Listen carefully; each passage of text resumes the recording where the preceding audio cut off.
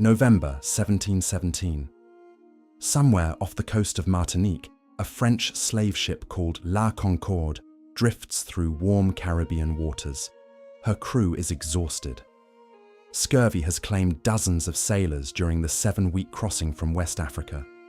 The remaining men can barely work the rigging. Hundreds of enslaved Africans are chained below deck in suffocating heat. The captain scans the horizon through his telescope, and his blood runs cold. 2 ships are closing in fast. Black flags snap in the tropical wind, and from the lead vessel, thick coils of smoke rise from a figure standing at the bow. A figure that looks less like a man and more like something crawling out of hell itself. Within minutes, the French crew will surrender without firing a single shot. Within months, that captured slave ship will become one of the most feared warships in the Western Hemisphere. And within 2 years, the man who took her will be dead, his severed head dangling from the bowsprit of a Royal Navy sloop.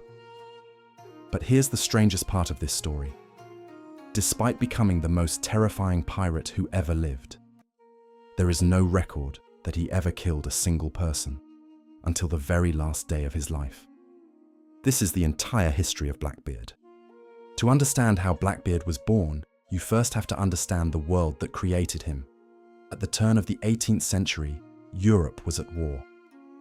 The War of the Spanish Succession, which began in 1701, dragged every major power into a brutal conflict that stretched from the battlefields of Flanders to the sugar islands of the Caribbean. Navies needed more ships than they could build, so governments turned to a legal grey area: privateering. A privateer was essentially a licensed pirate. Any skilled sailor could receive a letter of marque, an official document from the Crown, authorizing them to attack, board, and plunder enemy ships. It was violence with a government stamp on it, and for thousands of sailors, it was the best job they would ever have. But when the war ended in 1713, the letters of marque expired, and overnight, thousands of trained, hardened seamen found themselves thrown out of work, dumped onto the docks of Jamaica, Bermuda, and the Bahamas with nothing but the clothes on their backs. No pension, no employment, no future.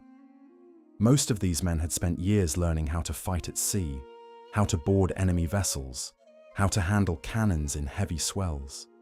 And now, the only people offering them work were other pirates. This was the spark that ignited the golden age of piracy, and nowhere burned brighter than Nassau.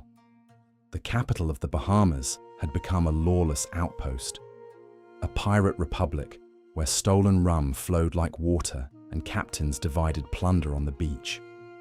The harbour was crammed with stolen ships. There was no functioning government, no court, no jail. It was freedom, brutal, chaotic, and absolute. And it was here, sometime around 1716, that a man whose real name was probably Edward Thatch arrived and chose to become a pirate. Almost nothing is known about his early life. He may have been born around 1680 in the English port of Bristol, a city with deep ties to Atlantic trade and seafaring. Some historians believe his family may have had connections to Jamaica. What seems likely is that he served as a privateer during Queen Anne's War, gaining years of combat experience on the open ocean. He was well educated, comfortable around governors and merchants, and had a commanding physical presence. But we don't know for certain. What we do know is that when he arrived in Nassau, everything changed, not just for him, but for the entire Atlantic world. In Nassau, Thatch fell in with Benjamin Hornigold, one of the most successful pirate captains of the age. Hornigold recognized talent when he saw it, and soon placed the newcomer in command of his own captured sloop. In the spring of 1717, the two sailed together along America's east coast, seizing and plundering 8 merchant ships. Thatch proved himself a skilled navigator, a decisive leader, and, most importantly, a man who understood that fear was worth more than any cannon. That summer, their fleet encountered a ship called the Revenge, captained by one of history's most unlikely pirates, Stede Bonnet. Known as the Gentleman Pirate, Bonnet was a wealthy plantation owner from Barbados who had abandoned his wife and comfortable life to take up piracy, apparently out of sheer boredom. He had no experience at sea, and his crew had little confidence in him. Thatch took command of the Revenge with barely a protest, reportedly telling Bonnet he was not suited for such hardships and should simply ride along and enjoy himself. Bonnet, incredibly, agreed. Now commanding his own growing fleet, Thatch returned to terrorize the American colonies. In just 3 weeks, he captured 15 ships, and it was during this explosive run that his legend truly began to take shape. The tall, imposing figure with the enormous black beard, braided, ribboned, and reportedly threaded with slow-burning hemp fuses that wreathed his face in smoke during battle, became the most talked-about terror on the Atlantic. Merchant sailors whispered that the devil himself had taken to the seas. They called him Blackbeard. But here's what made Blackbeard different from almost every other pirate of his era. He rarely used violence. His entire strategy was built on terror. The smoking beard, the bandolier of pistols strapped across his chest, the black flags snapping from his masts. It was all theatre, calculated to make his enemies surrender before a fight even started. And it worked. Ship after ship struck their colours at the mere sight of his fleet approaching. Crews handed over their cargo without resistance. Blackbeard took what he wanted and let them go. It was piracy perfected into a kind of dark performance art. In November 1717, this strategy reached its ultimate expression. Off the island of St. Vincent, Blackbeard's fleet intercepted La Concorde, a large French vessel transporting over 500 enslaved Africans to the sugar plantations. The French crew, already weakened by disease and low morale, surrendered almost immediately. Some of the enslaved Africans chose to join Blackbeard's crew. The rest were put ashore on the island. Blackbeard then did something that transformed him from a dangerous pirate into a genuine maritime power. He refitted the captured ship, mounting 40 cannons along her gun decks, and renamed her Queen Anne's Revenge. With this warship at the center of a growing flotilla of 4 vessels and over 250 crew, Blackbeard went on a rampage through the West Indies that left colonial governors scrambling. He captured and burned merchant ships. He raided the French colony of Guadeloupe. He sailed west into the Gulf of Mexico, where he wreaked such havoc on Spanish shipping that terrified sailors gave him a new name, El Gran Diablo, the Great Devil. But even as his reputation soared, trouble was brewing below deck. Despite the string of captures, there hadn't been a truly massive haul in months. The men wanted gold, real treasure, the kind that songs are written about. And Blackbeard, ever the strategist, had a plan. Off the coast of Florida, the Spanish treasure fleet had been wrecked by a hurricane 3 years earlier. Blackbeard sailed south to search the wreckage, hoping to salvage gold and silver from the scattered hulls. But scavengers had already picked the bones clean. His divers surfaced with almost nothing of value. Morale dropped even further, so Blackbeard turned north. And what happened next became the most audacious act of piracy in American colonial history.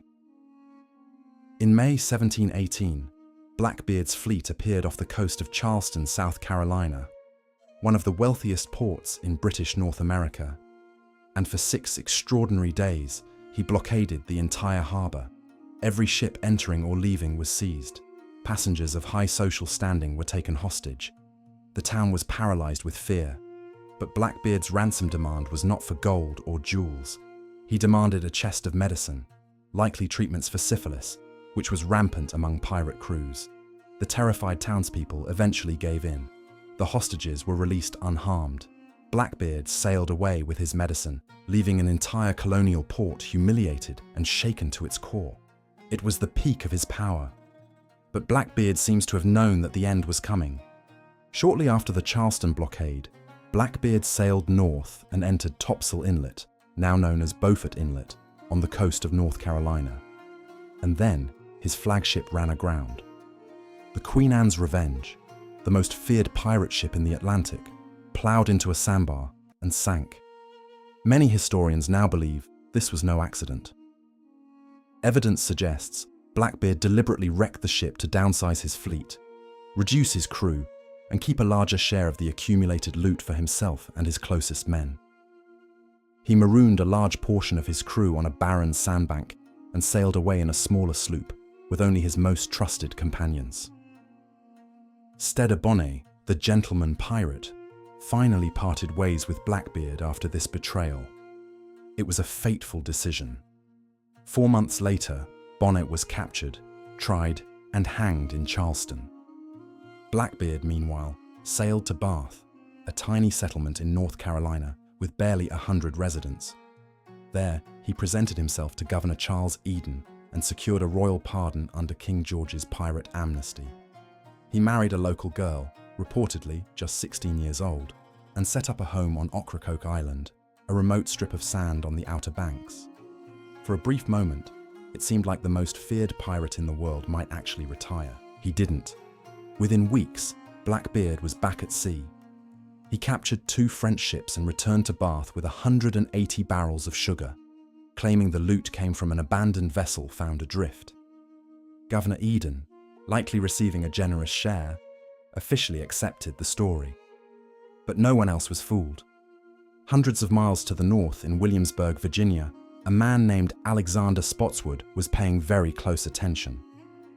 The Lieutenant Governor of Virginia had watched Blackbeard's rise with growing alarm. He believed, rightly, that as long as Blackbeard lived, no merchant ship on the Atlantic seaboard was safe. And he decided to end the problem himself, even if it meant breaking the law. What Spotswood did next was technically illegal. He had no jurisdiction over North Carolina. He had no authority to send armed forces into a neighboring colony. But he did it anyway. In secret, he outfitted 2 small sloops, the Jane and the Ranger, and placed them under the command of Lieutenant Robert Maynard of the Royal Navy, with a crew of 60 men. Their orders were simple: find Blackbeard at Ocracoke Island and take him dead or alive. On the evening of November 21st, 1718, Maynard's 2 sloops crept through the treacherous shoals and tidal channels around Ocracoke. Local pilots guided them through the labyrinth of sandbars. Ahead, in a sheltered anchorage known as Teacher's Hole, the mast of Blackbeard's sloop Adventure could be seen rising above the dunes. That night, Blackbeard and his crew of roughly 19 men were drinking heavily, unaware of the hunters closing in. They had no idea that the 2 vessels anchoring nearby were anything more than passing merchant traffic. There were no Royal Navy uniforms in 1718. Maynard's sailors dressed exactly like merchant seamen, indistinguishable from the pirates themselves. Dawn broke on November 22nd, 1718. A pale light spread across the flat waters of the Sound. Maynard ordered his sloops forward, but almost immediately, both vessels scraped against sandbars, grinding to a halt. The noise alerted the pirates. On the deck of the Adventure, a shout went up. What followed was chaos. Blackbeard ordered his men to cut anchor and fire. A devastating broadside of grape-shot nails and scrap iron tore across the water, shredding the Ranger and killing or wounding over 20 of Maynard's men, including the Ranger's commander, Midshipman Hyde. The Ranger was effectively out of the fight. Maynard, aboard the Jane, was now alone, and he was outgunned. But the lieutenant had a plan, one of the most famous tactical deceptions in naval history. He ordered almost all of his surviving crew below deck out of sight. When Blackbeard peered across the water, he saw a battered sloop with barely a handful of men standing on deck. It looked like an easy kill. Blackbeard took the bait. Throwing grappling hooks across the gap, the pirate captain led his men aboard the Jane, fully expecting to overwhelm the handful of sailors he could see. But the moment his boots hit the deck, Maynard gave the signal.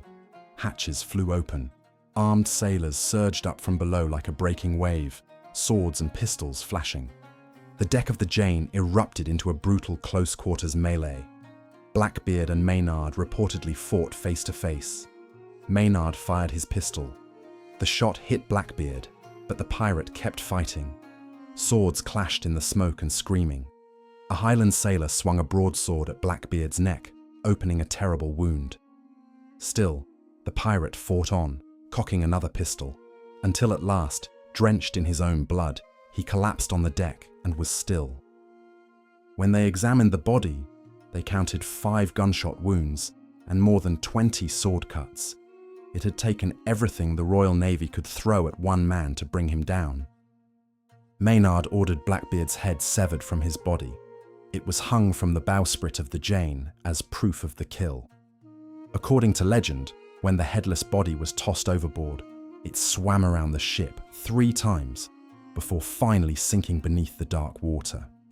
The surviving pirates, those who hadn't been killed in the fighting, surrendered. 13 were later tried and hanged in Williamsburg.